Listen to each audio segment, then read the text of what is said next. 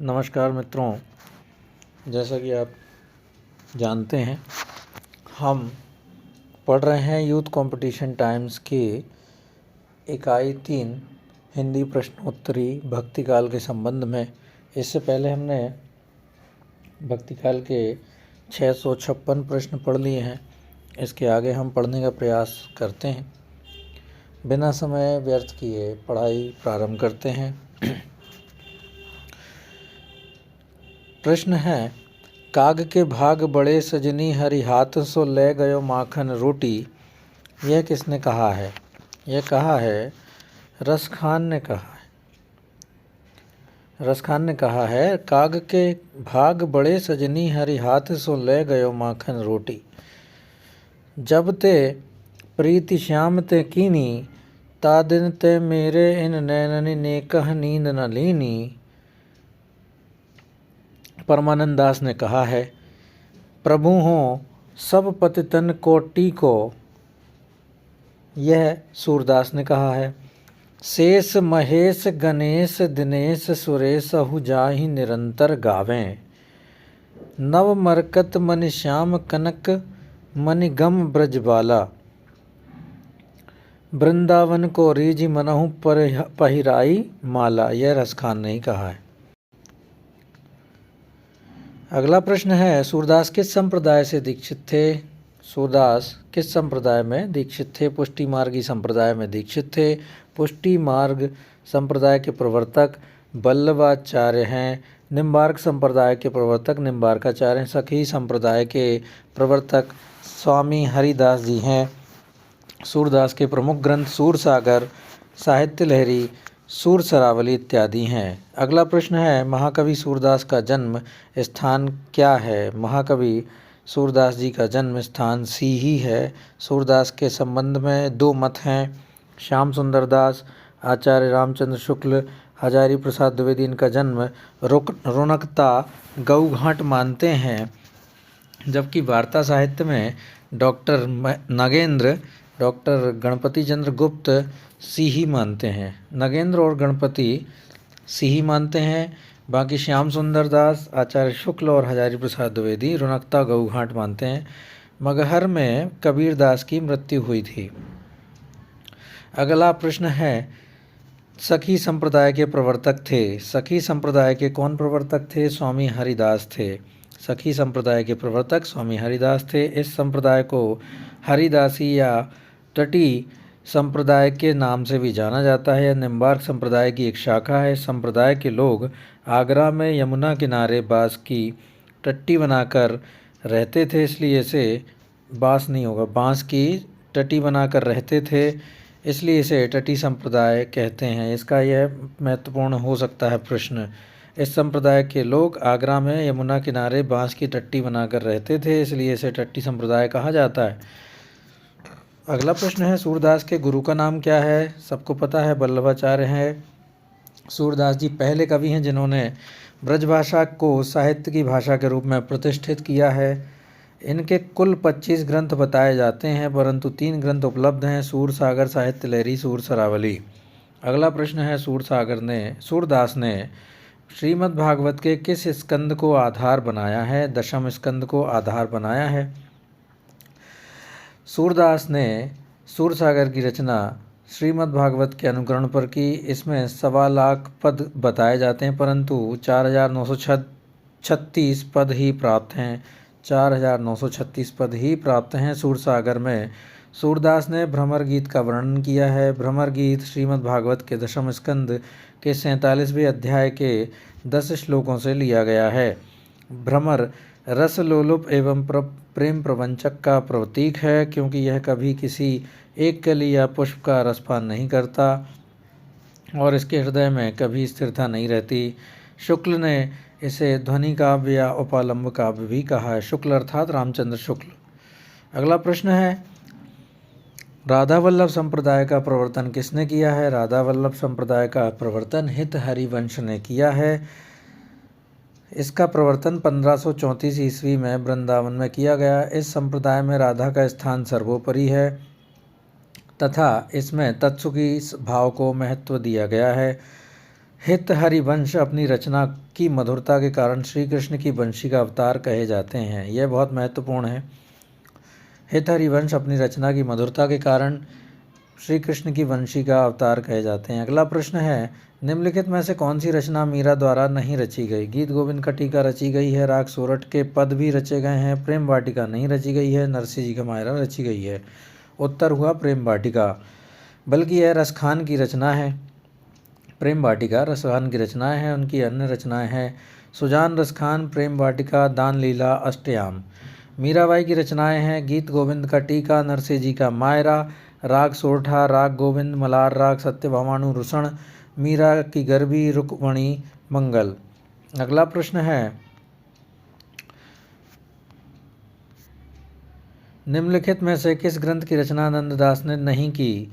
गीत गोविंद का टीका की रचना नंददास ने नहीं की है। गीत गोविंद का टीका की रचना मीराबाई ने की है। उनकी बाकी रचनाएं हैं रास पंचाध्याय, अनेकार्थ मंजरी और श्याम सगाई। ये किनकी रचनाएं हैं? नंददास की हैं, लेकिन गीत गोविंद का टीका मीराबाई की रचना है। नंददास अष्टछाप के कवि हैं। इसमें इनकी प्रसिद्ध रचनाएं अनेकार्थ मंजरी, मान मंजरी, सुदामा चरित, रस मंजरी, रूप मंजरी, विरह मंजरी, प्रेम बारह खड़ी, श्याम सगाई, रुक्मणी मंगल, भंवर गीत, रास पंचाध्यायी, सिद्धांत पंचाध्यायी और दशम स्कंद भाषा इनकी रचना है। अगला प्रश्न है, निम्नलिखित में से कौन सा संत अकबर के बुलावे पर फतेहपुर सीकरी गया? कुंभन दास। इनके संबंध में इन्होंने जो लिखा था वह बहुत प्रसिद्ध है, इसलिए सीधा सीधा उत्तर कुंभन दास है। कुंभन दास प्रथम अष्टचावी छाप के कवि थे। ये जाति के क्षत्रिय थे। ये सन 1492 में बल्लभाचार्य से दीक्षा ग्रहण करके संत कवि बने। फतेहपुर सीकरी जाने के अफसोस पर इन्होंने लिखा था, संतन को कहाँ सीकरी सो काम, आवत जात पनहिया टूटी, बिसर गयो हरि नाम। अगला प्रश्न है, कर्मयोग पुनि ज्ञान उपासन सभी भ्रम भरमाए, इस काव्य पंक्ति के रचनाकार कौन है?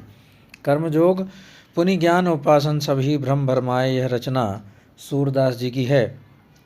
अन्य की प्रसिद्ध पंक्तियाँ भी पढ़ लेते हैं अन्य कवियों की जो इस विकल्प में है। कबीर की है, माधो में ऐसा अपराधी, तेरी भगति होत नहीं साधी। तुलसीदास ने कहा है, गोरख जगायो जोग भगति भगायो लोग। परमानंद दास ने कहा है, कहाँ करो वैकुंठ ही जाई, कहाँ करो वैकुंठ ही जाई, जहाँ नहीं नंद नहा न यशोदा, नहीं जह गोपी ग्वाला न गाई, कहाँ करो वैकुंठ ही जाई। अगला प्रश्न है, किशनगढ़ के भक्त कवि महाराज सावंत सिंह साहित्य के क्षेत्र में किस नाम से जाने जाते हैं? किशनगढ़ के भक्त कवि महाराज सावंत सिंह का साहित्य के क्षेत्र में किस नाम से जाने जाते हैं? यह उत्तर होगा नागरीदास। किशनगढ़ के भक्त कवि महाराज सावंत सिंह साहित्य के क्षेत्र में नागरीदास के नाम से जाने जाते हैं। नागरीदास बल्लभ कुल के गोस्वामी रणछोड़ जी के शिष्य थे। इनके इष्टदेव श्री कल्याण राय जी तथा नित्य गोपाल जी थे। इनके रचे पद ब्रजमंडल में काफ़ी प्रसिद्ध थे। नागरीदास के पद इस प्रकार हैं, एक मिलत भुजनी भरी दौरी दौरी, एक टेरी बुलावत औरी औरी, कऊ चले जात सहजे सुभाए, पद गाय उठत भोगहि सुनाए। अगला प्रश्न है, सूरसागर का सबसे मर्मस्पर्शी और वाग वैदग्ध्यपूर्ण अंश है, कौन सा अंश है? भ्रमर गीत है। मर्मस्पर्शी और वाग वैदग्ध्यपूर्ण अंश भ्रमर गीत है। किसका है? सूरसागर का है। हजारी प्रसाद द्विवेदी ने लिखा है, सूरदास ही ब्रजभाषा के प्रथम कवि हैं और लीला गान का महान समुद्र सूरदास जी के ही उनका प्रथम काव्य है। सूरसागर ही उनका प्रथम काव्य है। सूरसागर का उपजीव्य भागवत महापुराण का दशम स्कंद है। हिंदी साहित्य में भ्रमर गीत काव्य परंपरा का प्रवर्तन सूरदास ने किया है। अगला प्रश्न है, और सब गढ़िया नंददास जड़िया उक्ति में नंददास की किस विशेषता की ओर संकेत किया गया है? नंददास की शब्द प्रयोग के संबंध में उनके लिए यह उक्ति उपयोग की जाती है। शब्द प्रयोग की विशेषता की ओर उनका संकेत किया गया। अष्टछाप के कवियों में नंददास का स्थान काव्य सौष्ठव और भाषा की प्रांजलता में सूरदास के बाद आता है। इनकी प्रमुख रचनाएं हैं अनेकार्थ मंजरी, मानमंजरी, सुदामाचरित, रसमंजरी, रूपमंजरी, विरह मंजरी, प्रेम बारह खड़ी, श्याम सगाई, रुक्मणी मंगल, भंवर गीत, राज पंचाध्यायी, सिद्धांत पंचाध्यायी, दसम स्कंद भाषा। अगला प्रश्न है, काहे को गोपीनाथ कहावत इस पंक्ति में व्यक्त भाव है, उपालंब है, उल्हाना देना कहलाता है। काहे को गोपीनाथ कहावत इस पंक्ति में व्यक्त उपालंब भाव है। उपालंब का अर्थ शिकायत और उल्हाना देना होता है। यह पंक्ति सूरदास के विरचित सूरसागर में भ्रमर गीत की है। पूरी पंक्ति इस प्रकार है, काहे को गोपीनाथ कहावत, जो मधुकर वे श्याम हमारे, क्यों ना यहाँ लो आवत, काहे को गोपीनाथ कहावत। अगला प्रश्न है, भ्रमर गीत सूरसागर के भीतर का एक सार तत्व है। यह कथन किसका है? यह कथन आचार्य रामचंद्र शुक्ल का है। भ्रमर गीत सूरसागर के भीतर का एक रसार तत्व है। यह कथन आचार्य रामचंद्र शुक्ल जी का है। आचार्य हजारी प्रसाद द्विवेदी जी ने लिखा है। सूरदास जब अपने विषय का वर्णन शुरू करते हैं तो मानो अलंकार शास्त्र हाथ जोड़कर उनके पीछे दौड़ा करता है। अगला प्रश्न है, जहाँ बैठावें तित ही बैठूं, बेचे तो बिक जाऊं। इस पंक्ति में मीरा का व्यक्त भाव है, क्या है? समर्पण है। जहाँ बिठावे तित ही बैठूं, बेचे तो बिक जाऊं। मीरा का इसमें समर्पण भाव व्यक्त है। उनकी अन्य पंक्तियां भी हैं जो इस प्रकार है, महत्वपूर्ण है। मनमोहन कान्हा बिनती करूं, दिन रैन राह तक मेरे नैन। अगली है, हरि आप हरो जनरी भीर, द्रौपदी लाज राखी, आप बढ़ायो चीर। मन रे परसी हरि के चरण, सुभाग शीतल को कमल कोमल। अगला प्रश्न है, निम्नलिखित में से कौन अवधी भाषा का कवि नहीं है? नंददास अवधी भाषा के कवि नहीं हैं, बल्कि ब्रज भाषा के कवि हैं। नंददास कृष्ण भक्ति धारा के अंतर्गत अष्टछाप के कवियों में ब्रज भाषा के कवि हैं।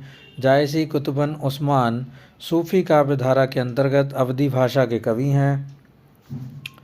अगला प्रश्न है, किस कवि की गणना अष्टछाप के कवियों में नहीं की जाती है?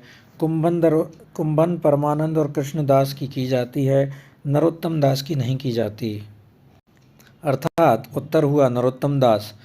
8 कवि जो हैं अष्टछाप के वे इस प्रकार हैं, कुंभन दास, सूरदास, परमानंद दास, कृष्णदास, गोस्वामी, गोविंद स्वामी, चीत स्वामी, चतुर्भुज दास और नंददास। अगला प्रश्न है, भ्रमर गीत में भ्रमर का प्रतीक कौन है? भ्रमर गीत में भ्रमर का प्रतीक उद्धव है। हिंदी साहित्य में भ्रमर गीत काव्य परंपरा का प्रवर्तन सूरदास ने किया है। भ्रमर गीत को उपालंब काव्य भी कहा जाता है। आचार्य शुक्ल ने इसे ध्वनि काव्य कहा है। अगला प्रश्न है, निम्नलिखित में कौन सा कवि विट्ठल नाथ जी का शिष्य है? यह क्षमा कीजिए, विट्ठल नाथ जी का शिष्य है। कुसूप, कृष्ण, कुंभन दास, कृष्णदास, परमानंद दास और सूरदास तो हैं। इसमें कुंभन दास और जोड़ लीजिए। बाकी जो है चतुर्भुज दास हैं, विट्ठल नाथ के शिष्य हैं। उत्तर हुआ चतुर्भुज दास। वल्लभाचार्य के शिष्य कौन है? कुंभन दास, सूरदास, परमानंद दास, कृष्णदास। और विट्ठल नाथ के हैं गोविंद स्वामी, चीत स्वामी, चतुर्भुज दास, नंददास। अगला प्रश्न है, किस संप्रदाय में श्री कृष्ण को प्रमुख स्थान प्राप्त नहीं है? यह राधा वल्लभ संप्रदाय है, क्योंकि यहाँ राधा जी प्रमुख रूप से पूजी जाती हैं। राधा का स्थान सर्वोपरि है, ना कि श्री कृष्ण का। इसमें तत्सुखी भाव को महत्व दिया जाता है। राधा वल्लभ संप्रदाय का प्रवर्तन 1534 ईस्वी में आचार्य हित हरिवंश ने वृंदावन में किया। अगला प्रश्न है, यह कथन किसका है? वात्सल्य और श्रृंगार के क्षेत्रों का जितना अधिक उद्घाटन सूर ने अपनी बंद आँखों से किया, उतना किसी अन्य कवि ने नहीं। इन क्षेत्रों का वे कोना कोना झांक आए हैं। उत्तर होगा रामचंद्र शुक्ल ने यह कहा है। यह हर हिंदी के विद्यार्थी को पता होना चाहिए यह वाक्य। अगला प्रश्न है, शुद्धाद्वैत वाद के दर्शन के प्रवर्तक आचार्य का नाम क्या है? शुद्धाद्वैत के जो आचार्य हैं वो वल्लभाचार्य हैं। शुद्धाद्वैत दर्शन के प्रवर्तक आचार्य का नाम वल्लभाचार्य है। शंकराचार्य ने अद्वैतवाद का प्रवर्तन किया, निम्बार्काचार्य ने द्वैताद्वैत और मध्वाचार्य ने द्वैतवाद का प्रवर्तन किया। अगला प्रश्न है, अष्टछाप की स्थापना करने वाले कवि हैं? विट्ठलनाथ इसके स्थापना करने वाले कवि हैं। अष्टछाप की स्थापना करने वाले कवि वल्लभाचार्य के पुत्र विट्ठलनाथ हैं। 1565 ईस्वी में विट्ठलनाथ ने 4 वल्लभाचार्य अर्थात उनके पिता श्री वल्लभाचार्य और 4 अपने शिष्यों को मिलाकर अष्टछाप की स्थापना की, जो इस प्रकार है। वल्लभाचार्य के हैं कुंभनदास, सूरदास, परमानंद दास, कृष्णदास। कुसूप परम कृष्ण, कुसूप कृष्ण, ऐसे याद रख लीजिएगा, कुसूप कृष्ण। और विट्ठलनाथ के हैं गोविंद स्वामी, छीत स्वामी, चतुर्भुज दास और नंददास। इसको गो छी च न ऐसे याद कर सकते हैं आप चाहें तो। अगला प्रश्न है, नंददास का पर्याय कोश ग्रंथ है? नंददास का पर्याय कोश अनेकार्थ मंजरी है। अन्य ग्रंथ इस प्रकार हैं, विरह मंजरी नायिकाओं का विरह वर्णन, इसमें 12 मासा भी है। रस मंजरी में नायिका भेद है। रूप मंजरी में लघु प्रेमाख्यानक काव्य है। अष्टछाप के कवियों में नंददास का स्थान काव्य सौष्ठव और भाषा की प्रांजलता में सूरदास के बाद है। अगला प्रश्न है, निम्नलिखित में से अष्टछाप में शामिल नहीं है? सबको पता है सुंदरदास शामिल नहीं होंगे। परमानंद दास, कृष्णदास और नंददास तो शामिल होंगे। उत्तर हुआ सुंदरदास। गोस्वामी विट्ठलनाथ ने सन 1565 ईस्वी में 4 वल्लभाचार्य और 4 अपने शिष्यों को मिलाकर अष्टछाप की स्थापना की। वल्लभाचार्य के कुल 84 तथा विट्ठलनाथ के कुल 252 शिष्य थे। ये भी याद रखने योग्य बात है। वल्लभाचार्य के 84 शिष्य थे और विट्ठलनाथ के कुल 252 शिष्य थे। अष्टछापी कवि हैं कुंभनदास, सूरदास, परमानंद दास, कृष्णदास, गोस्वामी दास, गोविंद स्वामी, छीत स्वामी, चतुर्भुज दास और नंददास। अगला प्रश्न है, मेरे नैना विरह की बेल भई पंक्ति के रचयिता कौन हैं? सूरदास हैं। मेरे नैना विरह की बेल भई पंक्ति के रचयिता सूरदास हैं। अन्य रचनाकारों की रचनाएं भी हम देख लेते हैं। फिर रोई कोई नहीं बोला, आधी रात विहंगम बोला, यह जायसी ने कहा है। बदरा बरसे ऋतु के घिर के, नित्य हों अखियाँ उधरी बरसें। बदरा बरसे ऋतु में घिर के, नित्य हों अखियाँ उधरी बरसें, घनानंद की पंक्तियाँ हैं।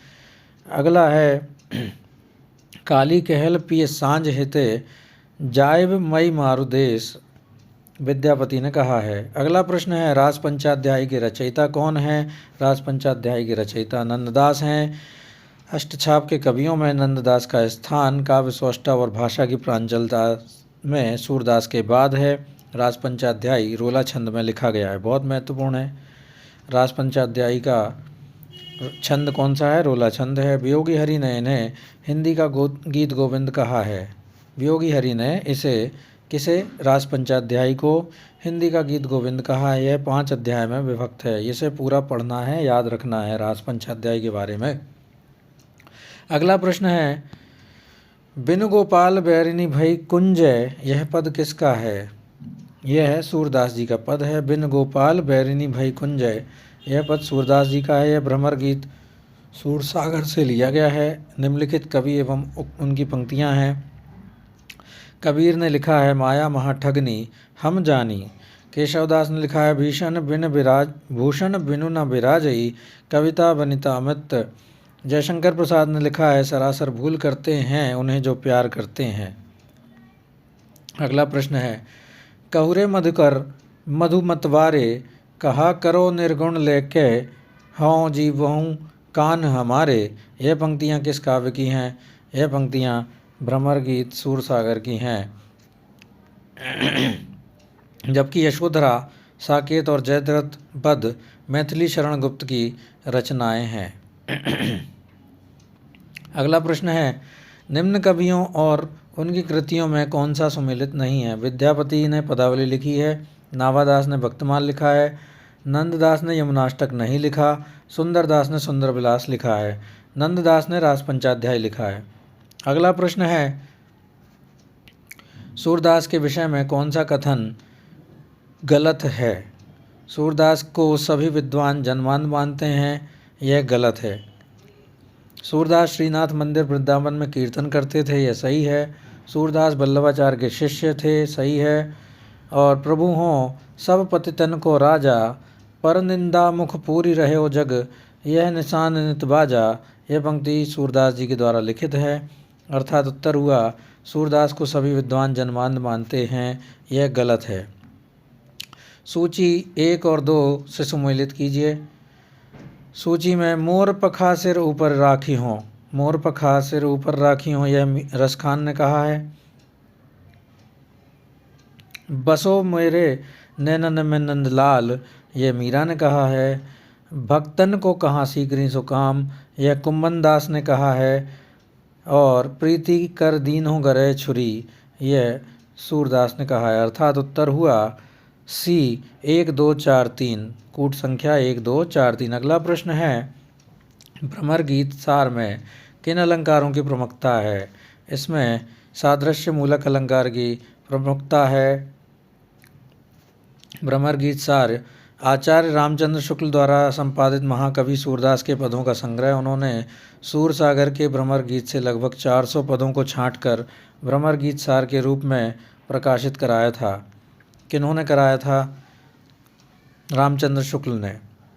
अगला प्रश्न है, भ्रमर गीत सार के किन पदों में श्लेष और यमक अलंकार पाए जाते हैं? वे कूट पदों में पाए जाते हैं, श्लेष और यमक अलंकार। अगला प्रश्न है, भ्रमर गीत श्रृंगार रस का कैसा काव्य है? यह उपालंब काव्य है। अगला प्रश्न, रास पंचाध्याय की प्रमुख विशेषताएं। यह रोला छंद में लिखी गई है, सही है। इसमें श्री कृष्ण की रासलीला का विस्तार से वर्णन किया गया है, यह भी सही है। इसमें अनुप्रास आदि युक्त साहित्यिक भाषा का प्रयोग किया गया है, यह भी सही है। इसमें दूरारूढ़ कल्पना दिखाई पड़ती है, यह गलत है। उत्तर हुआ बी। अगला प्रश्न है, सूरदास के बारे में आचार्य रामचंद्र शुक्ल द्वारा लिखित कौन सा कथन सही है? उन्होंने विट्ठलनाथ की आज्ञा से श्रीमद् भागवत की कथा को पदों में गाया। उन्होंने भागवत के दशम स्कंद की कथा इतिवृत्त के रूप में कह दी है। उन्होंने भिन्न भिन्न लीलाओं को अत्यंत मधुर और मनोहर पदों में गाया है। उनके पद अत्यंत प्रगल्भ और काव्यपूर्ण है।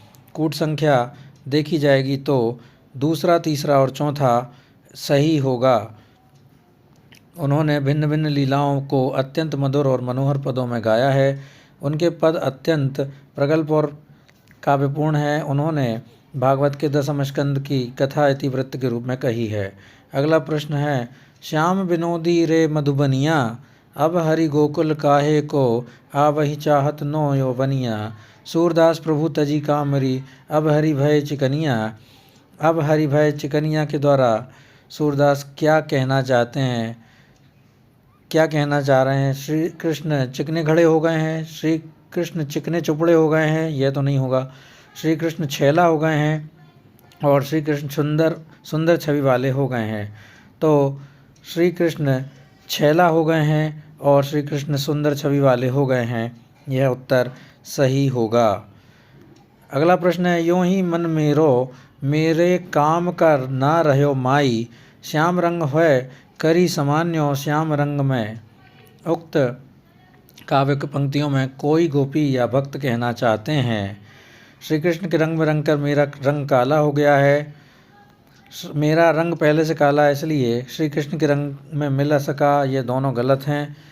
श्री कृष्ण के रंग में रंग कर मेरा मन उन्हीं जैसा हो गया, ये बिल्कुल सही है। मेरा मन श्री कृष्ण के वश में हो गया, ये भी सही है। उत्तर होगा ए, तीसरा और चौथा। अगला प्रश्न है, हरिदासी संप्रदाय में राधा कृष्ण हैं, क्या हैं?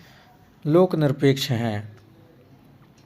हरिदास संप्रदाय के राधा कृष्ण लोक निरपेक्ष हैं, ना कि लोकहित रक्षक, आत्मनिष्ठ या जीवन सापेक्ष।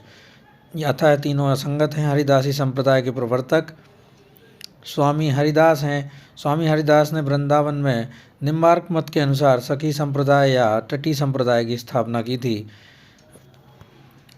जीवन मोह चाही को नी को, दरस परस दिन राति करती है, कान प्यारे पी को। उपर्युक्त पंक्तियों में आचार्य रामचंद्र शुक्ल ने किस भाव की अभिव्यक्ति मानी है? असूया भाव की अभिव्यक्ति मानी है। जीवन मोह चाही को नी को, दरस परस दिन रात करती है, कान प्यारे पी को, असूया भाव है। निर्गुण शाखा प्रमुख कवि हैं कबीरदास, रैदास, जम्बनाथ, लालदास, दादू दयाल। सगुण शाखा के प्रमुख कवि हैं सूरदास, तुलसीदास, मीरादास, नंददास, कृष्णदास, परमानंद दास, कुंभन दास आदि। असूया भाव एक इसमें दूसरे के गुण में दोष निकालना होता है। दैहिक श्रृंगार बाहरी साज सज्जा के स्वरूप को मुख्य रूप से स्त्रियों में देखने को मिलता है। निर्गुण काव्य की विशेषताएं हैं निर्गुणोपासना, रहस्यवाद का उत्कृष्ट वर्णन, बहुदेववाद का विरोध, सामाजिक अन्याय और आडंबर का विरोध, लोक कल्याण की भावना और जाति पाति का विरोध, नारी के कामनी रूप की निंदा और सदुक्कड़ी भाषा का प्रयोग। अगला प्रश्न है, वल्लभाचार्य जिस संप्रदाय के आचार्य हैं उस संप्रदाय के प्रवर्तक हैं रुद्र जो हैं रुद्र संप्रदाय के प्रवर्तक हैं। कौन है? वल्लभाचार्य हैं, जिसके प्रवर्तक विष्णु स्वामी भी हैं। इनका दार्शनिक मत शुद्धाद्वैतवाद है। अष्टछाप की स्थापना सबको पता है 1565 ईस्वी में हुई थी। प्रस्तुत पंक्तियों में के रचयिता हैं प्रेम निकेतन श्री बनहि, आई गोवर्धन धाम, लयो सरन चित चाहि कै, जुगल स्वरूप ललाम। उत्तर है रसखान। प्रेम निकेतन श्री बनहि, आई गोवर्धन धाम, लयो सरन चित चाहि कै, जुगल स्वरूप ललाम। उक्त पंक्ति के रचयिता रसखान है। हिंदी के मुसलमान कवियों में रसखान का मुख्य स्थान है। 252 वैष्णवों की वार्ता में इनका उल्लेख है। ऐसा प्रसिद्ध है कि इन्होंने स्वामी विट्ठलनाथ जी से वल्लभ संप्रदाय की दीक्षा ली है। रसखान द्वारा रचित 2 कृतियाँ उपलब्ध हैं, प्रेम वाटिका और दान लीला। वर्तमान में सर्वाधिक प्रचलित संकलन सुजान रसखान है। इसमें 181 सवैये हैं, 17 कवित्त हैं, 12 दोहे हैं और 4 सोरठे संकलित हैं। अगला प्रश्न है, श्री कृष्ण भक्ति शाखा में मथुरा भक्ति भावना का समावेश हुआ है। निम्नलिखित के अनुकरण में मधुरा भक्ति भावना किसके अनुकरण में हुई है? वो है चैतन्य महाप्रभु के अनुकरण में। अगला प्रश्न है, बाल वर्णन संबंधी कविताएं। आपको पता ही होगा कि चैतन्य महाप्रभु गौड़ी संप्रदाय के प्रवर्तक हैं। अगला प्रश्न है, बाल वर्णन संबंधी कविताएं आधुनिक काल में भी खूब रची गईं। मध्यकाल में यह कवियों का रुचिकर क्षेत्र रहा। समग्र रूप से समस्त हिंदी कविता में बाल वर्णन का सर्वश्रेष्ठ कवि कौन है? बाल वर्णन का सर्वश्रेष्ठ कवि सभी पता है, वात्सल्य रस के सम्राट हमारे सूरदास जी हैं। इनकी प्रमुख रचनाएं हैं सूरसागर, सूरसरावली और साहित्य लहरी। अगला प्रश्न है, स्नेह लीला के रचयिता हैं विष्णुदास। स्नेह लीला के रचयिता विष्णुदास हैं। महत्वपूर्ण प्रश्न है, अलग प्रकार का प्रश्न है, इसे याद रखिएगा। बार बार प्रश्न रिपीट हो रहे हैं, ये प्रश्न रिपीट नहीं होगा। स्नेह लीला के रचयिता कौन हैं? तो आपको पता होना चाहिए, विष्णुदास इसके रचयिता हैं। विष्णुदास ग्वालियर नरेश डूगरेंद्र के राजकवि थे। इनके द्वारा लिखे गए ग्रंथ हैं महाभारत कथा, रुक्मणी मंत्र, स्वर्गारोहण, रामायण कथा। महाभारत कथा और रामायण कथा विष्णुदास ने लिखी है, ये याद रखिएगा, आ सकता है। विष्णुदास कृत रामायण कथा राम कथा संबंधी हिंदी का प्रथम प्रबंध काव्य है। रैदास के 40 पद गुरु ग्रंथ साहब में संकलित हैं। पीपा के गुरु का नाम रामानंद था। बैनी रीतिकालीन कवि हैं। इनकी रचनाएं हैं नवरस तरंग और श्रृंगार भूषण और नाना राव प्रकाश। तो मित्रों, ये था हमारा यूथ कंपटीशन टाइम्स का 705वां प्रश्न भक्तिकाल के संबंध में। ऐसे ही आगे भी हम पढ़ते रहेंगे। अगले वीडियो में जल्दी ही प्रस्तुत होते हैं। तब तक के लिए धन्यवाद। पढ़ते रहिए।